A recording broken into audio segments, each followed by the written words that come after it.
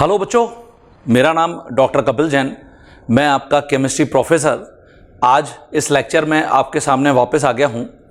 परमाणु संरचना में जो बोहर का परमाणु मॉडल है उससे संबंधित कुछ प्रश्न आपको मैंने पिछली कक्षा में बताए थे, पिछली क्लास में बताए थे। आज बोहर के परमाणु मॉडल में ही एक और बहुत महत्वपूर्ण कॉन्सेप्ट है, वो है हाइड्रोजन स्पेक्ट्रम, उनसे रिलेटेड फॉर्मूला, सूत्र और उनसे संबंधित प्रॉब्लम्स जो आपको कॉम्पिटिटिव एग्जाम्स में देखने को मिलती हैं। तो ये आज मैं आपके साथ डिस्कस करने जा रहा हूं। ओके, तो शुरू करते हैं। हाइड्रोजन स्पेक्ट्रम, स्पेक्ट्रम इसका मतलब होता है विभिन्न जो कलर्स होते हैं, विभिन्न जो रंग होते हैं उनका एक प्रकार। जैसे इसका बहुत ही अच्छा उदाहरण इंद्रधनुष है, रेनबो है। जब बारिश होती है तो बारिश होने के तुरंत बाद अगर सूरज का प्रकाश निकल जाता है तो जो वायुमंडल में उपस्थित बारिश की बूंदें हैं वो प्रिज्म की भांति व्यवहार बताती हैं, और जो सन से निकलने वाली लाइट है जब इस प्रिज्म से टकराती है तो जो 7 कलर्स होते हैं, 7 कलर के अंदर वो क्या हो जाती है, स्प्लिट हो जाती है, जिससे कि हमको इंद्रधनुष दिखता है। तो इंद्रधनुष एक स्पेक्ट्रम का प्रकार है। ऐसे ही आप देखिए, यहां पर आपको एक पिक्चर दिख रही है। इस पिक्चर में स्पेक्ट्रोमीटर ट्यूब लगी हुई है। मतलब जब केमिस्ट लैब में स्पेक्ट्रम को देखने की कोशिश करते हैं तो मुख्यतः स्पेक्ट्रोमीटर ट्यूब का उपयोग करते हैं। और देखिए, जो स्पेक्ट्रोमीटर ट्यूब है उसके लेफ्ट हैंड साइड में कैथोड रे ट्यूब लगी हुई है, कैथोड किरण नलिका। कैथोड किरण नलिका में हाइड्रोजन गैस के जो अणु होते हैं उनको भर दिया जाता है, और भरने के बाद बहुत उच्च वोल्टेज के ऊपर और निम्न दाब के ऊपर इनको एक्साइट किया जाता है, उत्तेजित किया जाता है। तो इससे होता क्या है, हाइड्रोजन जो अणु हैं उनके अंदर उपस्थित हाइड्रोजन के परमाणु उत्तेजित होते हैं, और हम ये पहले ही पढ़ के आ रहे हैं, प्रत्येक हाइड्रोजन परमाणु में एक ही इलेक्ट्रॉन उपस्थित होता है। इसका मतलब मैं चाहे हाइड्रोजन परमाणु बोलूं या उसमें उपस्थित इलेक्ट्रॉन बोलूं, एक ही बात है। तो हाइड्रोजन के परमाणु अर्थात इलेक्ट्रॉन ये न्यूनतम ऊर्जा स्तर से उच्चतम ऊर्जा स्तर में चले जाते हैं, और उसके बाद जब इस वोल्टेज को कट किया जाता है तो ये वापस क्या होते हैं, आंसर डी एक्साइट होते हैं, मतलब अपनी न्यूनतम ऊर्जा अवस्था में आते हैं। और ऑब्वियस है, अगर ये न्यूनतम ऊर्जा अवस्था में आएंगे तो इन्होंने ये जो एक्सेस अमाउंट ऑफ एनर्जी है, ये जो बहुतायत वाली ऊर्जा है जिसको ये अवशोषित करके ऊपर गए थे, तो ये क्या करेंगे, जब वापस नीचे आएंगे इस एक्सेस अमाउंट ऑफ एनर्जी को ये फोटोन के रूप में उत्सर्जित कर देते हैं। किसके रूप में, फोटोन, मतलब प्रकाश के रूप में। प्रकाश मतलब फोटोन, है ना। तो ये जो फोटॉन्स हैं, ये जो प्रकाश है, ये देखिए आपको इस स्पेक्ट्रोमीटर ट्यूब में आगे दिख रही है कुछ स्लिट्स। स्लिट्स का मतलब ऐसी प्लेट्स होती हैं जिसमें से जब इस प्रकाश को गुजारते हैं तो ये एक नैरो बीम में, एक पतली बीम में परिवर्तित हो जाती है। और ये जो नैरो बीम है वो देखिए वहां पर प्रिज्म लगा हुआ है।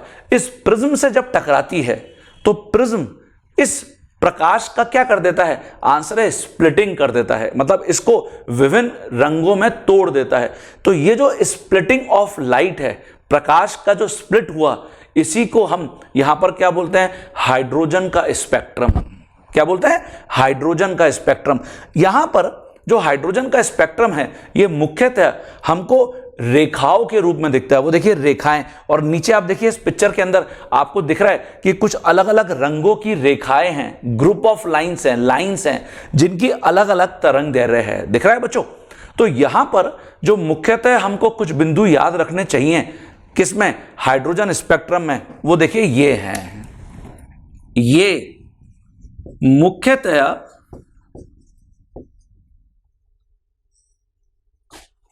एमिशन स्पेक्ट्रम, एमिशन मतलब उत्सर्जन स्पेक्ट्रम है। क्यों है एमिशन स्पेक्ट्रम? अभी हमने समझा कि हाइड्रोजन के जो परमाणु हाइड्रोजन अणु में उपस्थित थे, पहले वो उच्च ऊर्जा अवस्था में गए, एक्सेस अमाउंट ऑफ एनर्जी को अवशोषित करके, और फिर जब वो डी एक्साइट हुए तो इन्होंने इस एक्सेस अमाउंट ऑफ एनर्जी को क्या कर दिया, फोटोन के रूप में उत्सर्जित कर दिया। और ये जो प्रकाश है, ये जो फोटोन है, हमने इसको प्रिज्म से टकराया, तब जाके हमको विभिन्न रंगों का यहां पे स्पेक्ट्रम मिला। इसलिए इस स्पेक्ट्रम का नाम पड़ गया उत्सर्जन स्पेक्ट्रम, एमिशन स्पेक्ट्रम। और क्योंकि यहां पे रेखाओं के रूप में यह स्पेक्ट्रम प्राप्त हो रहा है, तो इसको लाइन स्पेक्ट्रम, मतलब रेखीय स्पेक्ट्रम, अथवा एटॉमिक स्पेक्ट्रम, परमाणुवीय स्पेक्ट्रम भी बोलते हैं। परमाणुवीय इसलिए क्योंकि हाइड्रोजन के जो परमाणु हैं वो जब डी एक्साइट हो रहे हैं तब जाके हमको यहां पे फोटॉन्स प्राप्त हो रहे हैं, तो एटॉमिक स्पेक्ट्रम, परमाणुवीय स्पेक्ट्रम भी बोलते हैं।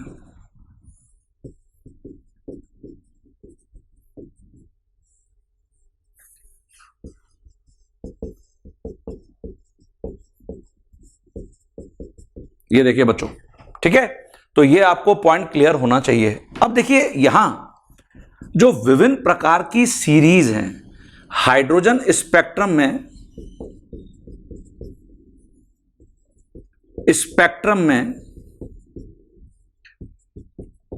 उपस्थित विभिन्न सीरीज, मतलब अलग अलग जो तरंग दैर्ध्य वाले फोटोन हैं उनको अलग अलग जो वैज्ञानिक है उनके नाम पर यहां पे रखा गया है। देखिए कैसे, यहां पर मैं लिख रहा हूं सीरीज, यहां पे मैं लिख रहा हूं निम्नतम ऊर्जा स्तर,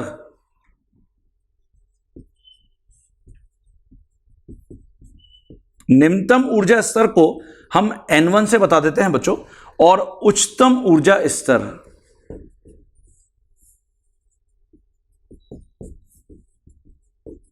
इसको N2 से बता देते हैं। मतलब ये लोअर एनर्जी ऑर्बिट है स्तर, और इसको हम कोश बोल सकते हैं, और ऐसे ये उच्चतम ऊर्जा स्तर अथवा कोश बोल सकते हैं। ठीक है, कि निम्नतम ऊर्जा कोश और उच्चतम ऊर्जा कोश इन विभिन्न प्रकार की सीरीज के लिए क्या क्या होंगे। और ऐसे ही जिस क्षेत्र जिसमें इस सीरीज के फोटोन गिरते हैं, ये देखिए इस सीरीज के फोटोन गिरते हैं,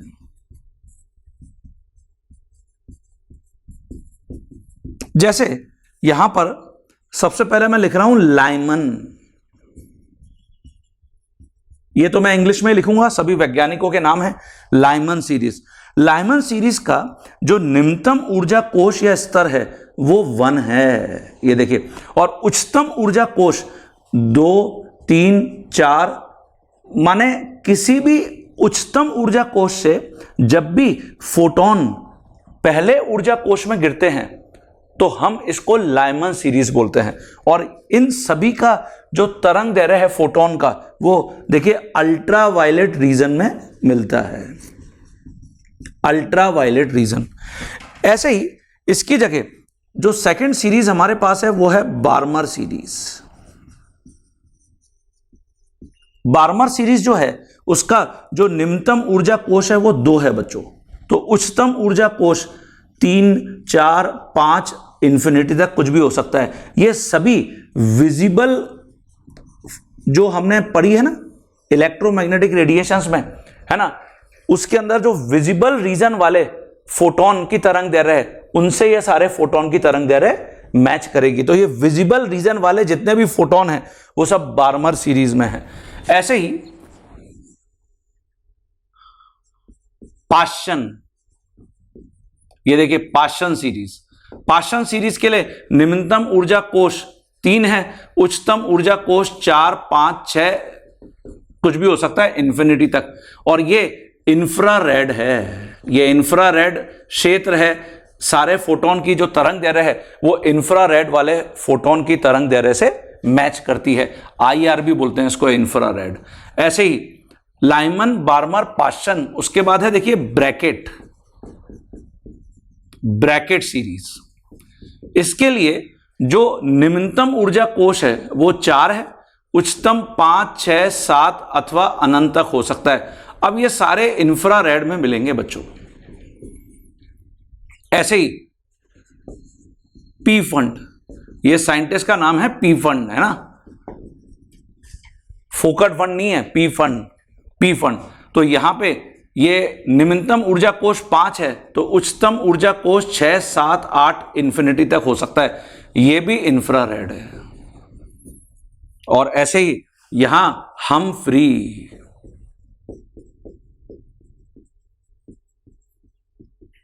तो हमफ्री सीरीज जो है उसमें निम्नतम ऊर्जा कोश 6 है, इसका मतलब उच्चतम ऊर्जा कोश इनमें से कोई भी हो सकता है। ये सब इंफ्रारेड में गिरते हैं फोटोन। तो ये जो सीरीज है, ये जो ग्रुप ऑफ लाइंस हैं, मतलब हम इसको कह सकते हैं रेखाओं का समूह, जो हमको एक सीरीज के रूप में लाइमन सीरीज में, ऐसे ही सभी सीरीज में देखने को मिलेगा। याद इसको ऐसे रखना बच्चों आज के बाद, L B P B P और एच। ये देखिए, ये पहला जो अल्फाबेट है मैंने उसको उठा लिया है। लो बीपी, बीपी हाई, मतलब बीपी लो भी रहता है और बीपी हाई भी रहता है। क्या करें, लो बीपी, बीपी हाई। तो इसका फायदा क्या होगा बच्चों, आपको याद रखने में आसानी रहेगा कि कौन से सीरीज का जो निम्नतम ऊर्जा कोश है वो कौन सा है। जैसे हमने तुरंत ब्रैकेट आपसे पूछा कि ब्रैकेट सीरीज का निम्नतम ऊर्जा कोश कौन सा है, तो आपका आंसर क्या होगा, लाइमन बार्मर पास्चन ब्रैकेट, अर्थात निम्नतम ऊर्जा कोश 4 होगा। तो याद रखने में आपको आज के बाद ये हेल्प करेगा। समझ रहे हैं बच्चे। अब ये जो मैंने लिखा है कि रेखाओं का समूह, तो देखिए जो मैं यहां पे लिख रहा हूं, हाइड्रोजन स्पेक्ट्रम में दिखने वाली विभिन्न सीरीज,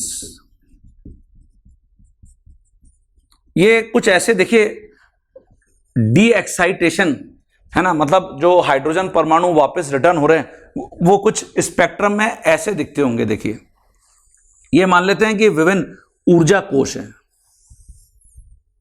ये देखिए, ये n = 1 मान लेते हैं, ये n = 2, ये n = 3, ये n = 4 और इसको मान लेते हैं n = इंफिनिटी, अर्थात ये अनंत या अंतिम कोश है, इसके बाहर और कुछ नहीं है।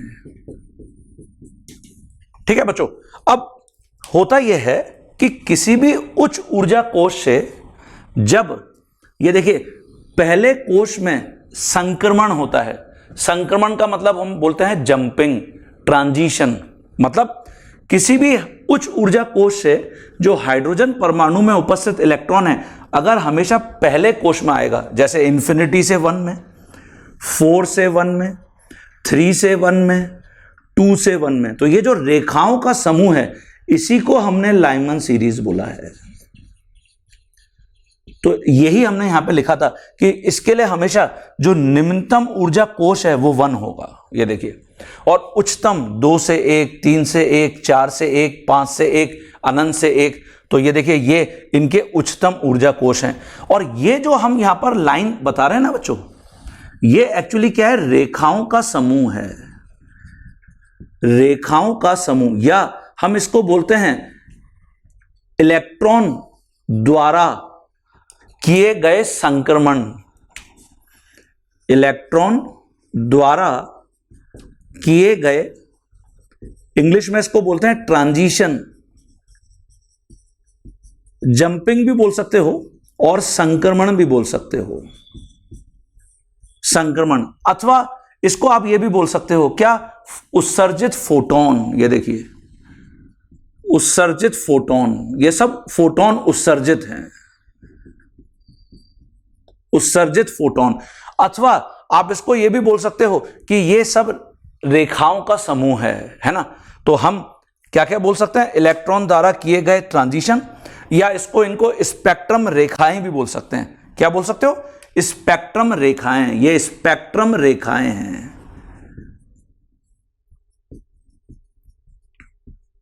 ये देखिए, अब अगर आज ऐसे ही आप बार्मर सीरीज की बात करोगे तो किसी भी उच्चतम ऊर्जा कोश से, ये देखिए, हमेशा द्वितीय कोश में संक्रमण होगा। ये देखिए n=2 में, यही हमने लिखा था बार्मर सीरीज।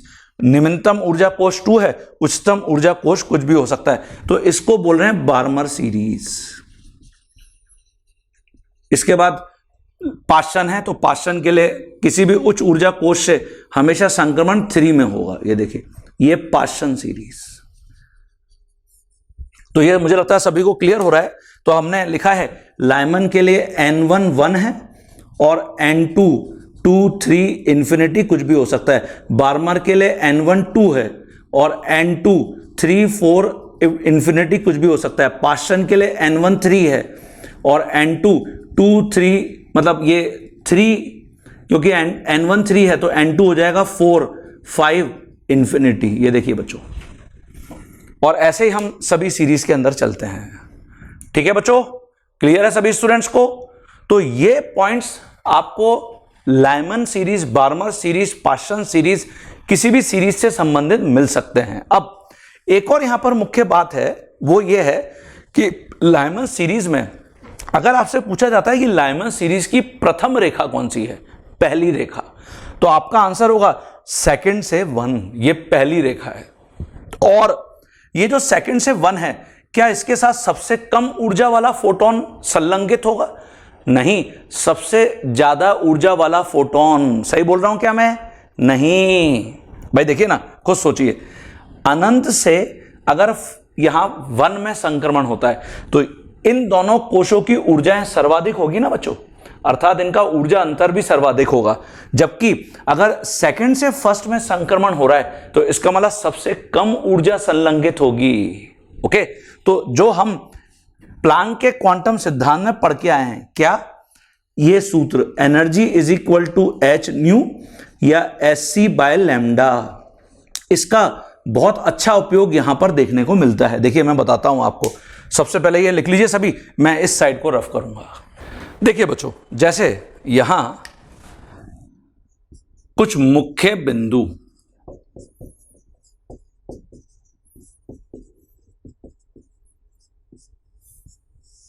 जो मुख्य बिंदु हैं उसके अंदर, जैसे हम सबसे पहले लाइमन सीरीज को ही लेते हैं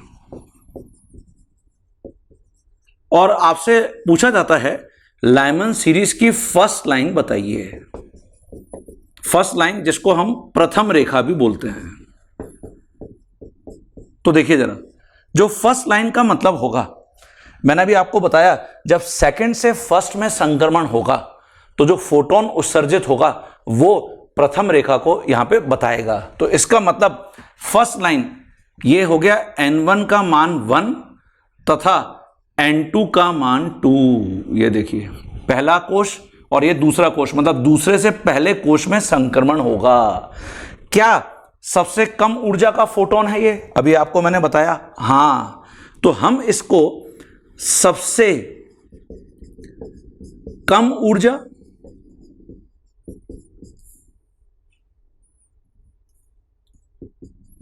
अच्छा, अगर ऊर्जा कम है तो देखिए, हम पढ़ के आ रहे हैं प्लांक के क्वांटम सिद्धांत में, ऊर्जा आवृत्ति के अनुक्रमानुपाती होती है और तरंग दैर्घ्य के व्युत्क्रमानुपाती होती है। तो देखिए, सबसे कम ऊर्जा अगर संलग्नित है तो हम इसको क्या लिख सकते हैं? सबसे कम आवृत्ति संलग्नित है, सबसे कम आवृत्ति,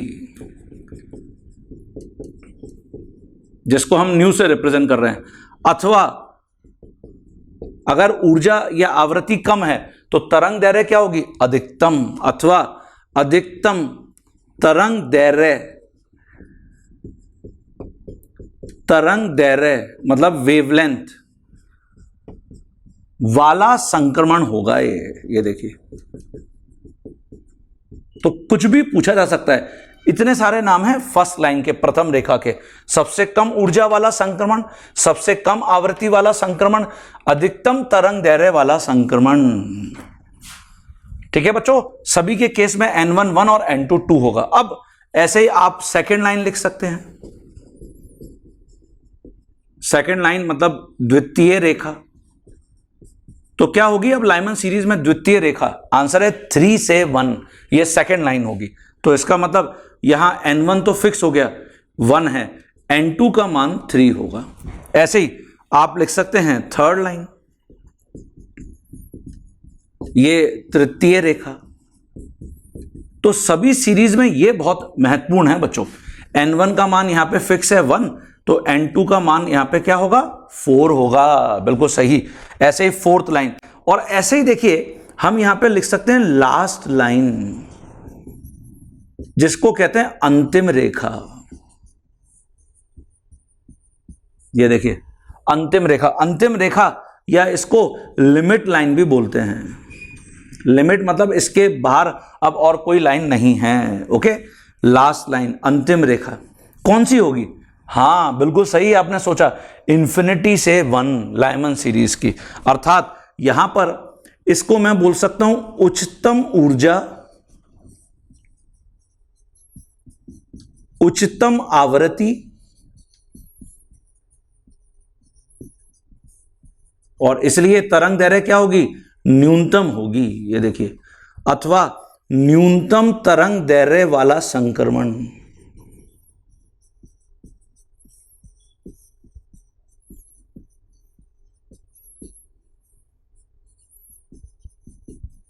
ठीक है बच्चों, समझ में आ रहा है सभी बच्चों को? तो यहां पे जो n1 का मान होगा वो क्या होगा बच्चों? n1 का मान तो 1 है, और n2 का मान क्या होगा बच्चों? इंफिनिटी। ये देखिए इंफिनिटी से 1 में संक्रमण, तो n1 1 और n2 इंफिनिटी। तो जो लाइमन सीरीज है उसका जो ग्राउंड स्टेट होता है, मतलब न्यूनतम ऊर्जा वाला कोश, वो हमेशा 1 होता है। अब तुमसे बार्मर सीरीज के लिए अगर पूछा जाए, बताइए बार्मर सीरीज की प्रथम रेखा कौन सी है, तो आपका आंसर क्या होगा? सर 3 से 2। द्वितीय लाइन कौन सी है? 4 से 2। और अनंत मतलब जो लास्ट लाइन है वो अनंत से 2। तो बार्मर सीरीज के लिए जो न्यूनतम ऊर्जा वाला कोश है वो तो फिक्स है 2। ऐसे पाषाण के लिए लिख सकते हो। प्रथम रेखा कौन सी है? 4 से 3। द्वितीय रेखा कौन सी होगी? आंसर है 5 से 3। ऐसे चलते जाएंगे हम। सभी को बच्चों को क्लियर हुआ क्या? तो मैं बार्मर सीरीज, पाषाण सीरीज के लिए भी कुछ बिंदु यहां पे लिखता हूं, बहुत महत्वपूर्ण है बच्चों ये। ओके, तो लिखते हैं जरा। हाँ बच्चों देखिए, मैंने जैसे बार्मर सीरीज के लिए यहां पर फिर वही सारे वर्ड्स, सारे टर्म्स लिखे हैं। जैसे फर्स्ट लाइन लिखा है प्रथम रेखा, सबसे कम ऊर्जा अथवा सबसे कम आवृत्ति अथवा सबसे अधिकतम तरंग दैर्घ्य वाला संक्रमण। अभी मैंने आपको इसके लिए बताया, जो प्लैंक का क्वांटम सिद्धांत है, हमेशा हम फोटोन प्रकाश के लिए उसी का उपयोग करते हैं। ई डायरेक्टली प्रोपोर्शनल न्यू के होता है और इनवर्सली प्रोपोर्शनल लैम्डा के होता है। तो बार्मर सीरीज की प्रथम रेखा n1 और n2 का मान आपको भरना है। सेकेंड लाइन द्वितीय रेखा n1 n2 का मान।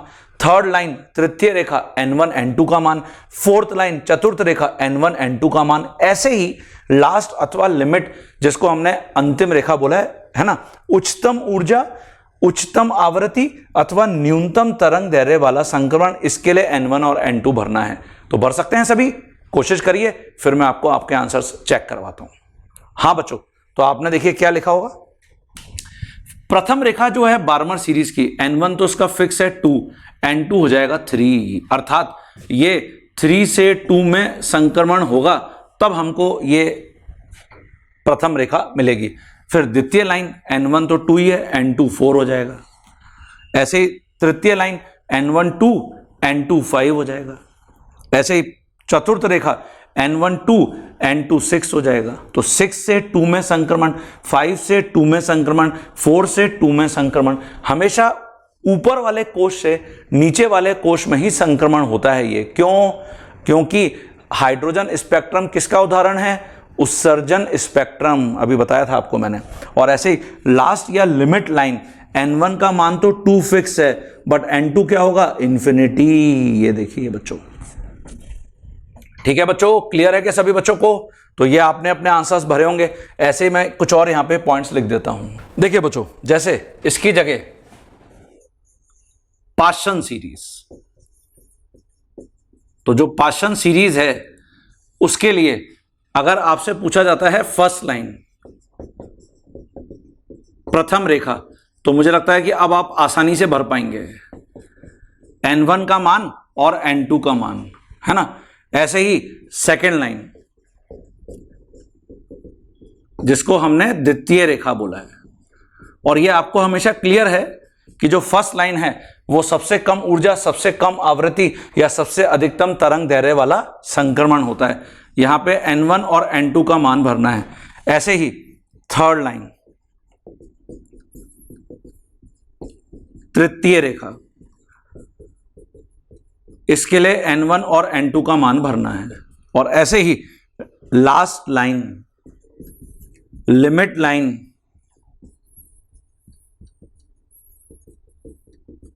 जिसको हमने सबसे उच्चतम ऊर्जा वाला या उच्चतम आवृत्ति वाला या न्यूनतम तरंग दैर्घ्य वाला संक्रमण बोला है, तो इसके लिए तुमको n1 और n2 का मान भरना है। तो भर सकते हैं, वीडियो पॉज करिए और भरिए जरा सभी। हाँ बच्चों, तो आंसर चेक करें।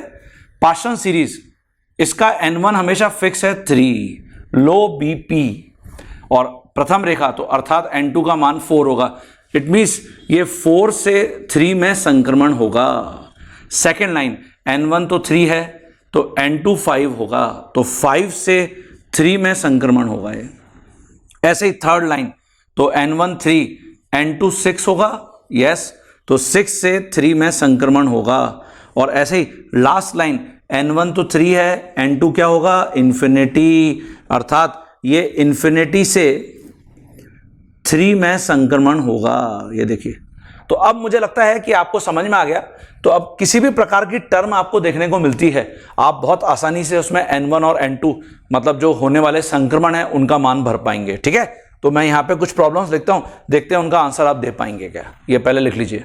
हाँ बच्चों देखिए, मैंने यहाँ पे लिखा है निम्नलिखित के लिए n1 तथा n2 के मान बताओ। आपको ये मैंने कुछ टर्म्स दिए हैं, आपको n1 और n2 के मान इनके लिए भरने हैं। क्या भर सकते हैं क्या? कोशिश करिए, फिर मैं आपके आंसर्स आपको चेक कराता हूं। सबसे पहले मैंने लिखा है हम्फ्री सीरीज का उच्चतम ऊर्जा वाला संक्रमण, पी फंड के लिए तृतीय रेखा, ब्रैकेट सीरीज के लिए न्यूनतम आवृत्ति वाला संक्रमण, पाशन सीरीज के लिए अधिकतम तरंग दैर्घ्य वाला संक्रमण, हम्फ्री के लिए लास्ट लाइन। तो वीडियो को पॉज करके सबसे पहले n1 और n2 भर लीजिए। हाँ बच्चों, तो चेक करते हैं। देखिए, हम्फ्री सीरीज का उच्चतम ऊर्जा, तो देखिए उच्चतम ऊर्जा है ना, इसका मतलब क्या है, हम सबसे पहले ये फॉर्मूला लिख लेते हैं। ऊर्जा उच्चतम है, इसका मतलब ये तो लास्ट लाइन है, और हम्फ्री सीरीज लो बीपी हाई, तो n1 का मान तो 6 पक्का है और n2 का मान इन्फिनिटी होगा, अर्थात ये इन्फिनिटी से 6 में संक्रमण होगा। ये देखिए, तो ये आपका आंसर होना चाहिए। चेक कर लीजिए इसको। पी फंड के लिए तृतीय रेखा, तो पी फंड के लिए तृतीय रेखा, तो पी फंड n1 का मान कितना है, 5। तो अगर 6 से 5 में होता संक्रमण तो प्रथम रेखा, 7 से 5 में होता तो द्वितीय रेखा, 8 से 5 तो ये तृतीय रेखा है। ये देखिए, ऐसे ब्रैकेट सीरीज के लिए न्यूनतम आवृत्ति वाला संक्रमण, तो देखिए फिर वही फॉर्मूला, ये आवृत्ति न्यूनतम अर्थात ऊर्जा भी न्यूनतम। ठीक है, तो इसका मतलब ये तो क्या है, आंसर है प्रथम रेखा ही है। ये तो प्रथम रेखा ही पूछ रहा है जिसकी न्यूनतम आवृत्ति होती है। सही बोल रहा हूं ना मैं? और bracket Lyman Barmer Paschen bracket, इसका मतलब n1 का मान 4, तो n2 का मान क्या होगा, आंसर है 5। ये 5 से 4 में संक्रमण होगा। तो देखिए, ऐसे पहचाना जाता है और ऐसे आपको प्रॉब्लम देखने को मिल सकती है। पाशन सीरीज के लिए अधिकतम तरंग दैर्घ्य, फिर वही तरंग दैर्घ्य अगर अधिकतम है तो ऊर्जा क्या है, न्यूनतम, इसका मतलब ये तो प्रथम रेखा ही है। और पाशन लाइमन बार्मर पाशन अर्थात n1 का मान 3, n2 का मान 4, तो देखिए 4 से 3 में संक्रमण होगा ये बच्चों। और हम्फ्री के लिए लास्ट लाइन, तो n1 का मान 6, तो n2 का मान इन्फिनिटी। ये देखिए बच्चों, इन्फिनिटी से 6 में संक्रमण होगा ये। तो अपने आंसर्स आप चेक करिए, आपने यही भरे थे क्या? तो मुझे लगता है कि अब धीरे धीरे आपका कॉन्फिडेंस बिल्ट हो रहा होगा, कॉन्फिडेंस आपको आ रहा होगा कि इस प्रकार से हमको प्रॉब्लम मिलेगी। अब ये जो हमने अभी लिखा कि उच्चतम ऊर्जा कोश से निम्नतम ऊर्जा कोश में संक्रमण या इलेक्ट्रॉन जो जंप लगा रहा है ना, ऊर्जा का उत्सर्जन करके जो फोटोन के रूप में ऊर्जा उत्सर्जन कर रहा है, तो कितनी तरंग दैर्घ्य इस फोटोन के साथ संलग्नित होगी, तो इस तरंग दैर्घ्य का मान भी हम निकाल सकते हैं। और ये जो हमने लिखा है स्पेक्ट्रम रेखाएं, स्पेक्ट्रम रेखाओं की संख्या कितनी होती है वो भी हमारे पास फॉर्मूला सूत्र है। तो इन दोनों सूत्र के ऊपर मुख्यतः हमको प्रॉब्लम देखने को मिलती है। तो पहले तो ये लिख लीजिए, मैं फॉर्मूला यहां लिखता हूं। देखिए बच्चों, जैसे यहां मैं लिख रहा हूं कि हाइड्रोजन स्पेक्ट्रम में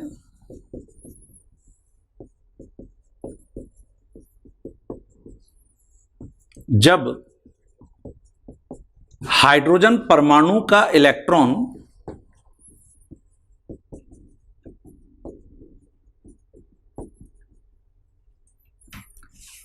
उच्च ऊर्जा कोश से, जिसको हमने N2 बोला है,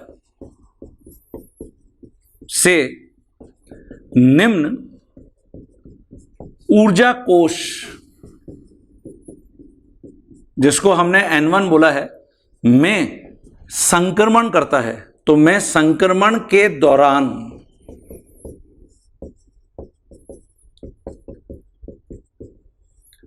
फोटोन की तरंग दैर्घ्य, जिसको हम लैम्डा से रिप्रेजेंट कर सकते हैं, अथवा तरंग संख्या, जिसको हमने वेव नंबर बोला था, संख्या की गणना। ये देखिए बच्चों, तो इस स्थिति में क्या करोगे, ये सूत्र का उपयोग करोगे, इसको कहते हैं रिट्ज फॉर्मूला।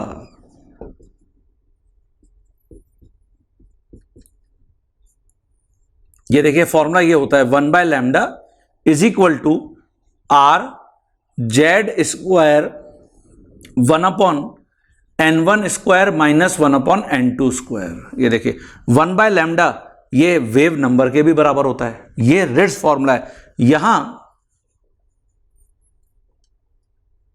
जो आर आपको दिख रहा है, इसको एक्चुअली हम कहते हैं रिडबर्ग कांस्टेंट, रिडबर्ग स्थिरांक, और इसका मान फिक्स होता है 109678 सेंटीमीटर इनवर्स। ये आपको सामान्यतः प्रॉब्लम में एग्जामिनर दे देता है, रफली इसको 10⁵ सेंटीमीटर इनवर्स या 10⁻⁷ मीटर इनवर्स लिख सकते हो बच्चों। N1 और N2 पता ही है, N2 उच्च ऊर्जा कोश है और N1 निम्न ऊर्जा कोश है, ठीक है। Z परमाणु क्रमांक है, ठीक है बच्चों। तो ये फॉर्मूला का क्या उपयोग है, अगला जो लेक्चर होगा ना उसमें आप इसको देखेंगे कि मैं कैसे इस फॉर्मूला का उपयोग करके डिफरेंट टाइप के प्रॉब्लम्स को अप्रोच करता हूं। अच्छा, एक और मुख्य बात, जो स्पेक्ट्रम रेखाओं की संख्या है, ये देखिए स्पेक्ट्रम रेखाओं की संख्या,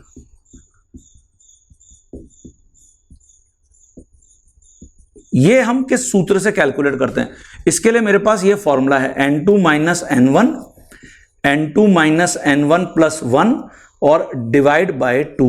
ये देखिए, तो जब भी मुझे स्पेक्ट्रम रेखाओं की संख्या कैलकुलेट करनी है, मैं हमेशा इस फॉर्मूला का उपयोग करूंगा। और फिर वही N2 आपको पता ही है, ये उच्च ऊर्जा कोश है, और N1 आपको पता ही है, ये निम्न ऊर्जा कोश है।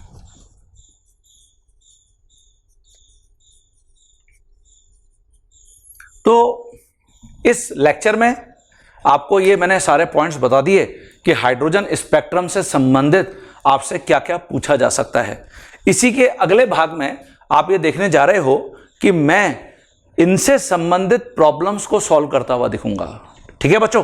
तो मुझे लग रहा है कि ये पॉइंट्स आपको सभी को क्लियर हो गए, किस प्रकार से प्रथम रेखा, द्वितीय रेखा, तृतीय रेखा, इन सब संक्रमण को आप आसानी से पहचान सकते हैं, ये भी आपको क्लियर हो गया। तो आगे बढ़ते हैं, अगले लेक्चर में मिलते हैं, तो इसको नोट कर लीजिए सभी।